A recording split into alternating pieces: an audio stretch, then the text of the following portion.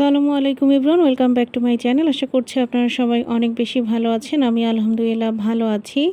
গত ব্লগে আপনারা দেখেছিলেন যে আমরা ইনানি বিচে এসেছিলাম এবং আমি ওই ভিডিওটা ইনানি বিচ থেকে শেষ করেছিলাম। তো ইনানি বিচের ঘোরাঘুরি শেষে এখন আমরা আসলে পাটোয়ার টেকের ওইদিকে যাচ্ছিলাম। তো যাওয়ার পথে এখানে বেওয়াচ হোটেলটা পড়েছে, তো সেটাই আপনাদেরকে একটু দেখানোর চেষ্টা করছিলাম। আর এদিকে আমাদের আসলে আরও বেশ কয়েকটা জায়গায় যাওয়ার প্ল্যান ছিল, তবে একদিনে আসলে এতগুলো বিচে বা এতগুলো জায়গায় ঘোরা কোনোভাবেই সম্ভব নয়। একটা জায়গাতে যদি আপনি আধা ঘন্টা 1 ঘন্টা করেও কাটান তাহলেও দেখা যায় যে দিনটা অনায়াসে পার হয়ে যায়। তো এখন ছিল একদম দুপুরবেলা, তো দুপুরের দিকেই আমরা পাটোয়ার টেকের বিচের ওইদিকে যাচ্ছিলাম এবং রাস্তার এক সাইডে মানে যেদিকে পাহাড়, এই সাইডে এত সুন্দর সুপারির বাগান দেখা যাচ্ছিল এবং কিছুক্ষণ পরপরই এরকম সুপারির বাগান দেখতে পাচ্ছিলাম এবং তার ঠিক বিপরীত সাইডেই ছিল হচ্ছে গিয়ে সমুদ্র। তো এই সুপারির বাগানগুলো দেখতে এত সুন্দর লাগতেছিল যেটা আসলে আমি আপনাদেরকে বলে বোঝাতে পারবো না। যারা দেখেছেন তারা তো অবশ্যই জানেন। আর এদিকে আসলে আমরা নাস্তা করতে করতে প্রায় 11টার মতো বেজে যায়। আর যেহেতু আমাদের একটু গ্যাসের প্রবলেম হচ্ছিল, তো আমাদের আসলে কারোরই তেমন কোনো ক্ষুধা ছিল না। আর এদিকে ইনানি বিচ থেকে আসার সময় আমরা ডাব এবং পেঁপে খেয়েছিলাম, তো এটা খাওয়ার পরে আর কোনো কিছুই খেতে ইচ্ছা করছিল না। আর ভাত খাওয়ার কথা মনে উঠলেই মনে হচ্ছিল যে ভাত খাওয়ার সাথে সাথে মনে হয় অ্যাসিডিটি হয়ে যাবে।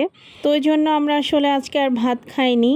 এখান থেকে ফেরার সময় রংচা দিয়ে পাউরুটি খেয়েছিলাম। আর জারিফের বাবা এখান থেকে ফ্রেশ কলা খেয়ে নিচ্ছিল। আমি আর কলা খাইনি, আমার আসলে কলাও খেতে ইচ্ছা করছিল না। আর বিচে আসলে তেমন কোনো খাবার পাওয়া যায় না, এখানে ঝালমুড়ি তারপরে বিভিন্ন ধরনের ফল মাখা এগুলোই সাধারণত বিচে পাওয়া যায়। তবে আমাদের অ্যাসিডিটির কারণে এগুলো আমরা আসলে সাহস করে খেতেই পারিনি। তবে আমার ইচ্ছা ছিল আনারকলি মানে যেটাকে প্যাশন ফ্রুট বলে অনেকেই, তো এই ফলটা ট্রাই করার। এর আগে যদিও জারিফের বাবা কক্সবাজার থেকে একবার নিয়ে গিয়েছিল, আমি খেয়েছি, তবে এবার ওই যে বললাম যে অ্যাসিডিটির কারণে আসলে ভয়ে ওই ফলটা ট্রাই করতে পারিনি, কারণ ওই ফলটা বেশ টক হয়। তো যাই হোক, কথা বলতে বলতে আমরা অটো থেকে নেমে একদম পাটোয়ার টেকের বিচে চলে এসেছি। এই বিচের বিশেষত্ব আসলে এখানে অনেকটা সেন্ট মার্টিনের মতো ভিউ পাওয়া যায়। এখানে বেশ কিছু শৈবাল আছে যেগুলোর উপরে গিয়ে সবাই ছবি তুলে। তো জারিফের বাবা আসলে ভীষণ টায়ার্ড হয়ে গিয়েছিল, তো আসলে এখানে রেস্ট করতেছিল, বলতেছিল আমি এখানে রেস্ট করি, তুমি যে ঘুরে আসো। তো জারিফের বাবা এখানে আসলে 2টা সিট নিয়ে শুয়েছিল, জারিফ এবং জারিফের বাবা। আর আমি আসলে পরবর্তীতে একটু ওই সামনের দিকে গিয়েছিলাম। তো এই যে আপনারা দেখতেই পাচ্ছেন জারিফের বাবা যে এখানে এসে শুয়েছে, সে আর এখান থেকে ওঠেনি। সে বলতেছে এরকম মিষ্টি বাতাসে এখানে মনে হচ্ছে যে ঘুমাই। আর আসলে ট্যুরে আসলে ওইভাবে তো কখনোই রেস্ট নেওয়া হয় না, তো সবার মধ্যেই একটা ক্লান্তি কাজ করে। তো এদিকে জারিফ বলতেছিল যে ও হাওয়াই মিঠাই খাবে, তো এখান থেকে সে নিজেই পছন্দ করে হোয়াইট কালারের এই হাওয়াই মিঠাইটা নিয়ে নিয়েছে। আমি বলতেছিলাম যে তুমি খুব ভালো চুজ করেছো বাবা, কারণ এটার মধ্যে কোনো ধরনের ফুড কালার নেই। তো এখানে আমি আর জারিফের বাবা আবার কিছু ফটো সেশন নিয়ে ব্যস্ত হয়ে গিয়েছিলাম। আর একটা মজার বিষয় হচ্ছে গিয়ে আমরা যখনই ছবি তুলতে যাই তখনই আসলে জারিফ যদি বিষয়টা দেখতে পারে সাথে সাথে সেও ছবি তুলতে চলে আসে এবং এটা নিয়ে আমি আর জারিফের বাবা অনেক বেশি এনজয় করি। আর জারিফ আসলে আগে একদমই ছবি তুলতে চাইতো না, এখন তো তারপরেও একটু একটু তুলে, তো এটাই হচ্ছে গিয়ে আমাদের সব থেকে ভালো লাগা। আর সত্যি কথা বলতে আমি এবং জারিফের বাবা আমরা দুজনে যখন বেড়াতে আসতাম আমার কাছে মনে হয়েছে যে তখনকার থেকেও জারিফকে নিয়ে আমরা যে এবার ঘুরতে এসেছি এটা অনেক বেশি আনন্দের। আমার কাছে মনে হয়েছে যে আমার জীবনের আমি সেরা মুহূর্তগুলো পার করছি, বিশেষ করে আমার বাবাটার সাথে।